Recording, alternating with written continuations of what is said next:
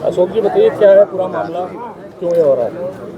देखिए, पूरा मामला कुल मिलाकर कब्जे का है और प्रशासन ने जब कोर्ट के आदेशों का पालन करते हुए ग्राम सिहाड़ा में किसी एक जगह का विकास हेतु, ग्राम के विकास हेतु कब्जा हटाया और सरपंच को समाज और जनता इसलिए चुनती है, जनप्रतिनिधि, कि वह गांव का विकास करे और उस गांव की मंशा अनुसार स्वराज के लिए वहां पर शिवाजी की प्रतिमा का अनावरण करके विधिवत तरीके से उस चौक का नाम शिवाजी चौक रखा गया।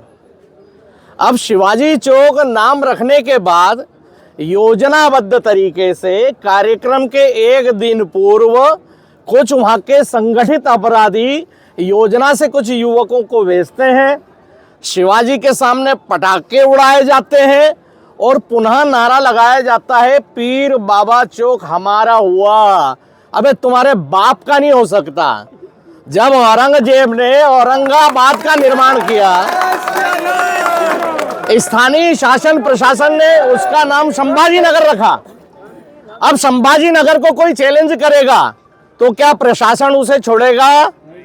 बिल्कुल नहीं छोड़ेगा। प्रशासन ने उठाया, उनके नीचे डंडा डाला और जितने भी आएंगे इस प्रकार की हरकतें करने कि शिवाजी चौक को फिर से, अरे भाई तुम्हारा पीर बाबा बैठा है, जाओ अगरबत्ती लगाओ, पूजा करो, पाठ करो, खूब हिलो डुलो, तुमको किसी ने मना थोड़ी किया है।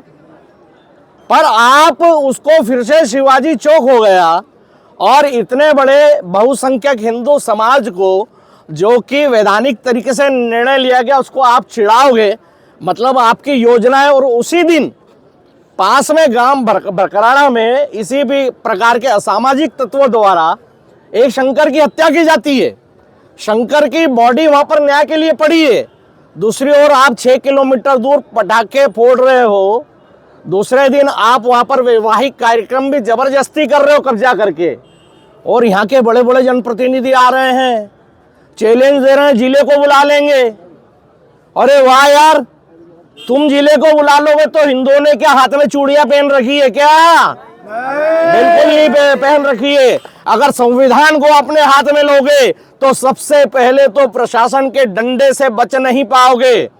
और वो जनप्रतिनिधि आके हमारे अपर कलेक्टर साहब को इस प्रकार की धौंस दे रहे थे जैसे कि प्रशासन के अलावा यहाँ पर समाज है ही नहीं। अरे भाई, समाज भी जिंदा है। तो जिस प्रकार कल हरकत यहाँ पर की गई, प्रशासन पर दबाव बनाने की हरकत की गई, डराने की हरकत की गई, हापला दीपला का नाम लिया गया।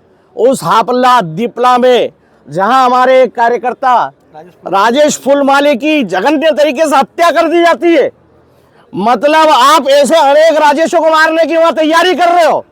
आप हेमंत को राजेश बनाने की दोष दे रहे हो। अगर हेमंत बन के राजेश बनकर अगर तुमने वहां इस प्रकार की कोई हरकत की तो ये पहले वाला खंडवा नहीं है, ये मोदी जी वाला भारत है, ये योगी जी वाला भारत है। ये क्रिया की प्रतिक्रिया, मुगालते में रहने की आवश्यकता नहीं है। प्रशासन के नियमों के अंतर्गत आते हुए एवं तुम जैसी क्रिया करोगे वैसी प्रतिक्रिया सिहाड़ा नहीं, पूरा खंडवा का हिंदू समाज देगा। इसलिए कायदे में रहोगे तो फायदे में रहोगे, कायदे में रहो और जो जो संविधान बोल रहा है उसके अनुसार जीना सीखो। अभी तक तुमने मुफ्त में उस मैदान में गुलछर्रे उड़ा लिए, पर आज वहां स्वराज की स्थापना हो चुकी है। शिवाजी महाराज की मूर्ति वहां पर बैठी है, वहां से भगोगे पीछे महाराणा प्रताप बैठे हैं।